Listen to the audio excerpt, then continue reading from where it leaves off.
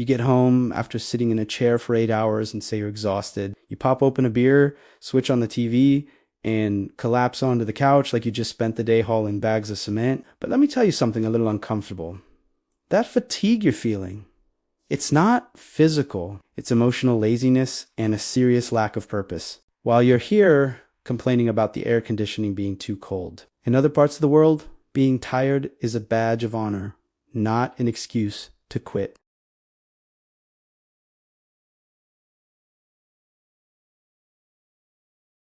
That's because the discipline exposes just how comfortable you've become with doing the absolute bare minimum. Today, you're going to understand why some people seem to have endless energy while others are completely drained before noon. And just a heads up, this isn't some soft, feel-good motivation. If you're looking for a pat on the back and a comforting message, this isn't the place for you. We're about to get real. Strategy number 1, eliminate the words "I will try." Here, in our comfort-driven culture, people say, "I'll try to do it." It's a built-in excuse for failure. But over there, in cultures built on discipline, they commit to finishing the task, period. For you, if the coffee gets cold or the Wi-Fi signal drops for a second, the workday is practically over. It's an excuse to check out. For them, if things get difficult, it just means the effort needs to double. Their tiredness signifies a duty fulfilled. Yours has become a convenient excuse to stop. Think about it. When was the last time you said "I will do it" and truly meant it with no room for excuses? That's the shift. Try is for people who aren't fully committed.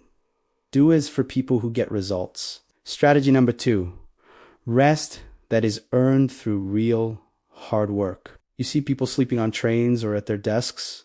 You might think it's laziness. It's not. In Japan, they call it It's a short, strategic reset after a period of intense productivity, allowing them to come back even sharper and more focused. Meanwhile, you sleep a full 8 hours. Wake up tired and spend the day pretending to work while you're secretly scrolling on your phone. Their rest is recovery. Yours has become an escape from a life you're not engaged with. Real rest recharges you for the next battle. Your rest is just a way to numb the dissatisfaction of an unproductive day. The goal isn't to rest more. It's to work in a way that makes your rest feel deserved and restorative. Ever wonder why you feel so heavy and sluggish after lunch, battling that afternoon crash? It's because you eat until you're completely stuffed. In many disciplined cultures, they stop eating when they're about 80% full. This practice, known as Hara Hachi Bu, isn't about deprivation. It's about maintaining control. This control over your appetite creates mental clarity and sustained energy. You, on the other hand, overload your body with a heavy meal. Divert all your energy to digestion.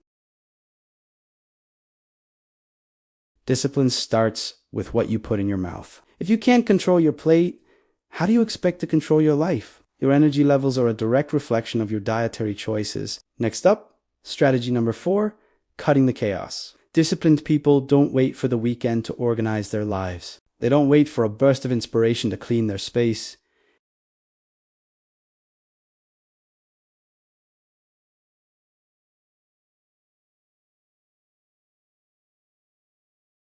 While you live surrounded by clutter, waiting for motivation to magically appear. They are actively preparing the path for action. They make their bed, clean their desk, and organize their tools.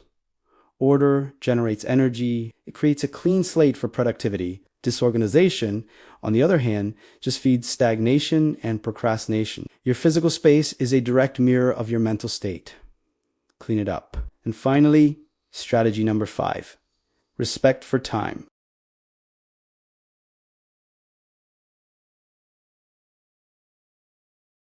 Why?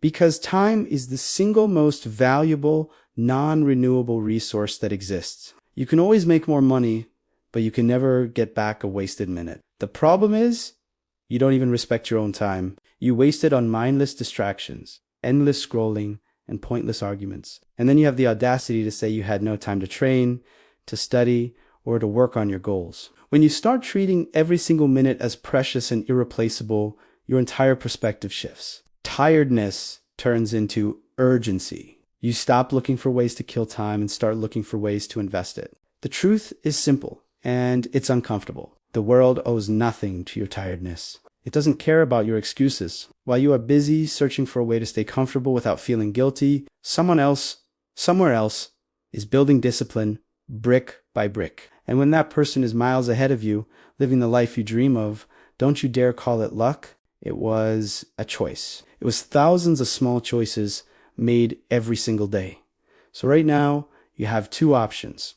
You can remain a spectator in your own life, complaining from the sidelines, or you can adopt a mindset that does not negotiate with weakness. A mindset that sees challenges not as obstacles, but as opportunities to get stronger. If you've decided today that your tiredness will no longer control you, that your excuses are no longer valid, I want you to write in the comments, "I do not negotiate." Make that declaration and send this video to that one friend who is always exhausted without ever having done anything all day. Yes, they will probably get upset, and that is exactly what they need to hear. Thanks for watching. See you in the next video.